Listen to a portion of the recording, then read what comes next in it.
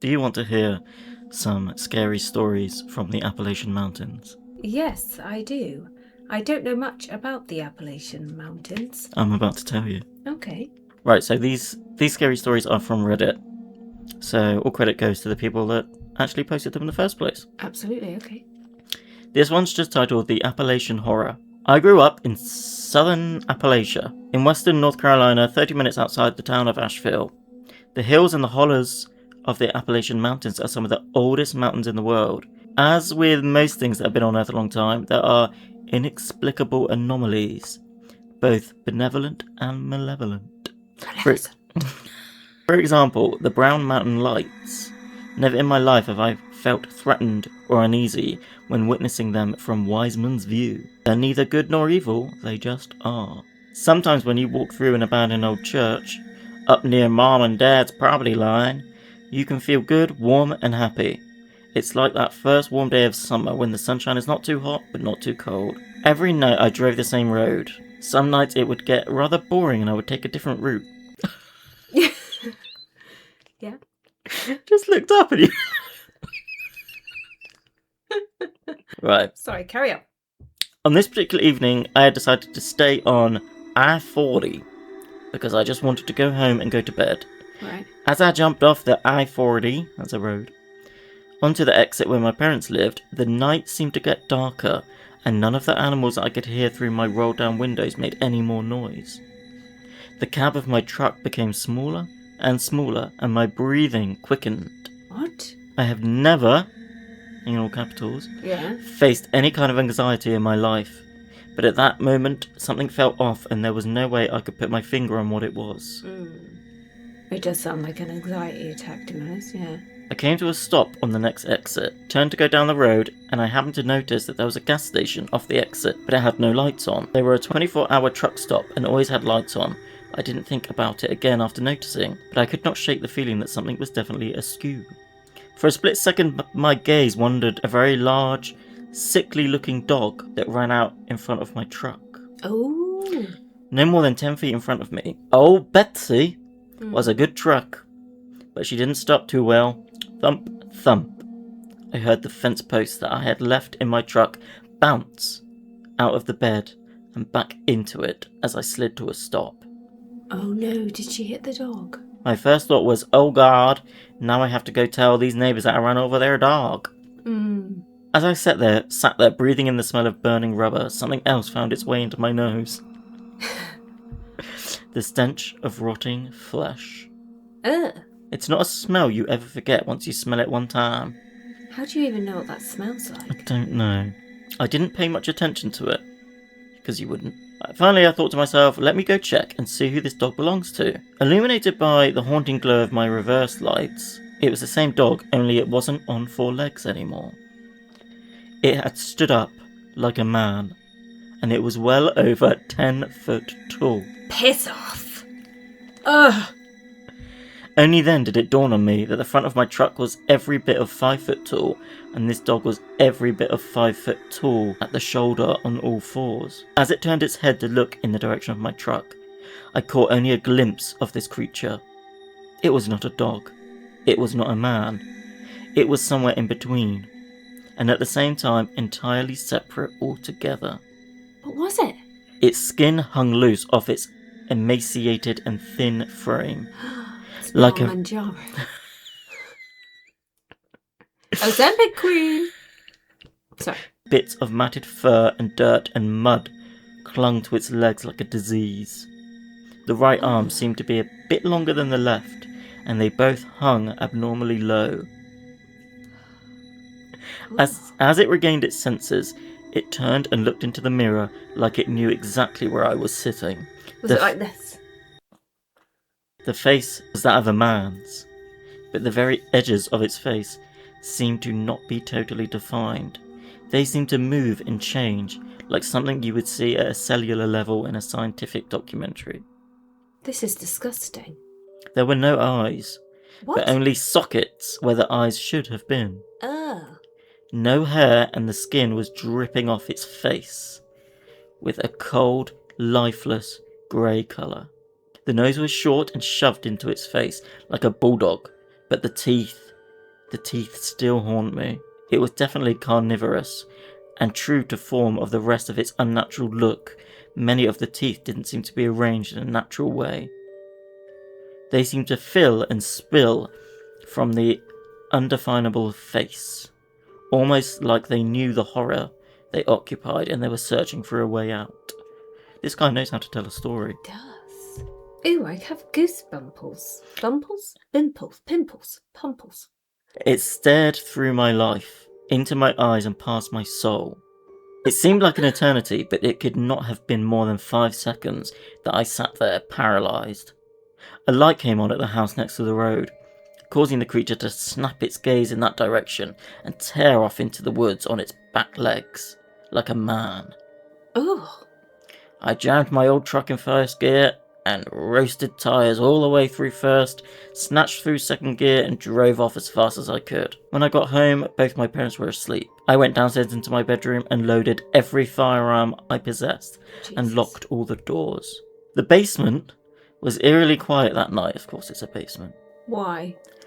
I hate basements. At about 3 a.m, I started to feel drowsy, and as I went to lay down to get some sleep, I smelled the stench of death again. It was faint at first, but it was definitely there. I thought to myself, you're just going crazy, none of this is real. But as I dwelt on it, I think is the word, it became more and more noticeable until it filled the entire basement. Is she in the basement? He? Yeah, he got home and for some reason was like, I'll sleep in the basement.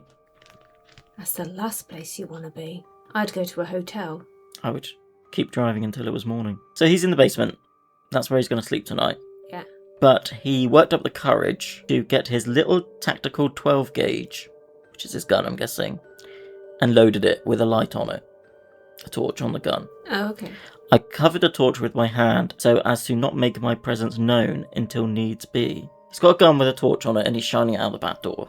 Right. He hasn't explained that very well. At 3 a.m? Yeah. I thought he was falling asleep. I know. Okay. And at the edge of the woods, there stood the same creature. Oh my god, really? It was motionless. It stared right into the light, unafraid, with those soulless sockets, devoid of eyes. I quickly covered the light, ran into the living room, flipped on the outdoor floodlights, and to my surprise, it was no longer standing there. Instead, it was between the house and the edge of the woods, still motionless. I swung the door open and fired every round I had. I must have scored a couple of hits, because it screeched an unearthly scream, like a woman being slaughtered, and it took off into the woods. Ooh. The dogs went crazy. Ma and Pa woke up asking me what the hell I was doing. Well, yeah. I told them that a bear had gotten into the trash and I was scaring it away. They didn't believe me, but I knew they wouldn't believe the truth either. I didn't sleep that night, or any time until the following Sunday. Jeez. Everything seemed to return to normal, and I didn't think about the creature again until I met my wife 6 years later. What do you do? Remind you of him? He really could have worded that better, couldn't he? Yeah. I saw my wife and just immediately thought of a terrifying creature. Hey, you remind me of this 10-foot fucking man dog that I ran over and then shot 6 years ago. Jesus, right, okay. So he meets his wife. They've got the same teeth, have they? His wife's mother has a house that sits at the mouth of the holler, whatever that is. Okay. No more than Must be slang for something. I'm guessing. Sure. If you're from there, you must know. Yeah. No more than 4 or 5 miles up the road from my mother and father's house. Oh, okay. Oh, he married local. Up on the side of the holler, maybe that's a mountain, I don't know, there are kennels for her brother's dogs. No longer in use, and he hasn't been there in years, but the fence is still there and the concrete pad is still there. Her Great Pyrenees, her dog, had gotten into a bit of a tussle with a raccoon, which of course he destroyed. Yeah. But his rabies vaccination had lapsed, so we had to keep him quarantined for a time. Oh. That's horrible. It didn't bother him. He kind of liked solitude. Oh, that's alright. This particular night we were coming home from a movie. Does it say what movie? No, it doesn't. But it was the last night of quarantine for this dog. Okay. So we walked up the trail using our phone flashlights to get to the kennel. So they have phones then? Yeah, Okay. but obviously no pictures. No. Yeah, so they used a flashlight to their phones to go up to the kennel to find this dog. Yeah. And he was there, patiently waiting, tail wagging, happy to see us. Oh. We put him on a leash and started walking back to the house. As we were walking back to the house, I started to feel the same feeling I had felt that night I hit the creature with my truck.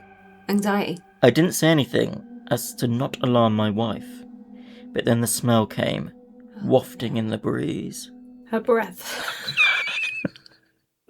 She jokingly asked me, "My God, what did you eat? You stink." See? She thought it was him. I half-ass laughed, not being able to fully appreciate the joke for the horrors that raged in my mind. Oh. She immediately asked me what was wrong, to which I could only reply, "I'll tell you later." Oh, I hate it when people do that. DM me.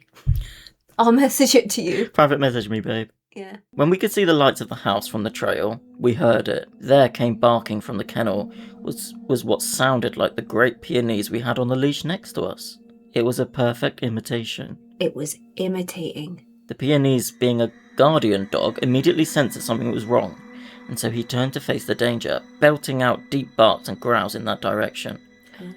I don't know if you've ever had to drag a 150-pound dog, but it sucks, and it's no easy task. Barking never ceased the entire time we were running down the hill. In fact, it seemed to grow closer and closer until it seemed it was coming from inside my own head. Oh. Her mother heard the commotion and flipped the floodlights on, So other people did hear it. It wasn't just him. and that's when I caught a glimpse of something coming to a dead stop at the end of where the light reached. Wheeling around and tearing off back into the darkness. My wife looks at me and goes, "You want to tell me what that was?" To which I replied, "Let's go inside." How would he know? If I saw a beast in the forest, I would be like, "Husband, do you want to tell me what that was, please? Is that your ex?" I told her the story and she listened intensely. Mm. Her family came from a long line of granny witches Oh no. and other supernatural healers. So her older sister... You may want to say that again without laughing, because they may curse you. Her family came from a long line of granny witches Oh, that's good. and other supernatural healers of the Appalachians. Oh. So her older sister came over the next morning with some herbs and charms to bless the property. Oh, okay. But I suggested we go up to the dog kennels and do them as well. Yeah, I would. I would. But when we got to the kennels, they were completely destroyed. Oh, no way. The very concrete foundation was cracked, and the chain link fence was torn off its posts. The dog houses were destroyed, and the place reeked of the stench that followed the creature. My wife's sister just went about her business like normal, blessed the place, burnt some herbs, and led us back home. When we got to the house, she wheeled about on us. Don't know what that means. Wheeled about on us. Oh, she wheeled about on us suddenly. Maybe that means she turned around quickly. Oh, okay. She wheeled about on us suddenly and instructed us very firmly to never go back into the woods after dark. Not until this thing has left. Ooh. To make a long story short, my wife joined the military and she ended up getting stationed in Delaware. As someone who has lived around fairly large mountains and endless wilderness, Delaware is pretty terrible. At least that was my thought when we first moved into the middle of a 50,000 plus population city. Fortunately though, it didn't take us long to find a house in a sleepy little community. We purchased the house and moved in with haste. Yes, I would too. Don't tell me it bought that thing with it. No, surely it only lives in the mountains. The land in Delaware seems lifeless in comparison to Appalachia. The sparsely populated woods don't possess any energy that goes one way or the other. The ground doesn't seem to be alive like it is in Appalachia. Having not thought about the creature in a long time, I resumed my staying outside after dark and playing with our dogs in our rather large yard that borders a small patch of woods. Well, last night I went outside to play with the dogs, and as dark set in, I built a decent-sized fire in my fire pit. Just as the fire was dying down, my American bulldog tore off towards the woods. He has a habit of running off to go on adventures, so my immediate instinct was to chase him down in the yard and tackle him so he could not get away. Ugh, I'd be like, just go. Yeah. If you've ran off. As I tackled his 110-pound ass to the ground and threw him in a fireman's carry over my shoulder, I heard him begin to bark. Only, the bark was not coming from him.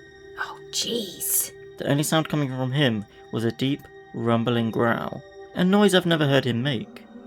It was a threatening noise, Something was definitely wrong, and as I ran with him on my shoulders back to the house, the stench of death again began to fill the air. Oh, this is awful. The other 2 dogs must have caught wind of what was happening and met me by the back door, which I threw open, slammed shut, and locked. How the hell has this thing followed me 650 miles? As I flipped the floodlights on, at the backside of my house, several of the bushes and small trees at the forest edge were still shaking like something had just run through them. The dogs went crazy all night, barking and howling and attempting to get out the windows. I didn't sleep one bit, and I don't think I will. I know for sure I won't be in the woods after dark again, ever in my life. Where's his wife? She's not mentioned again. So it could have been her. The end. Really? What did he do then? He's just never gone in the woods again? That's how it ended. He's never going in the woods again. That's awful. Is that real? Somebody commented I should not have read this at 3 a.m. No, I know. We need to put a warning on this. Well, I'm glad that you invited me over for a late night scary story. Was it scary? Yes, it was quite scary, yeah, and I'm quite scared to go to bed now. Yeah, me too. There's no woods round here, though. True. And the Appalachian Mountains are about 2,000 miles away, so... 2,000? A bit more than that. 250,000 miles away. Yeah. Well, that was a great story, Johnny. Yeah? Told perfectly. Thank you. And if you like these spooky stories, please consider subscribing, so maybe we can make some more. Don't forget to subscribe, like and comment, and we'll see you on the next one. Night night.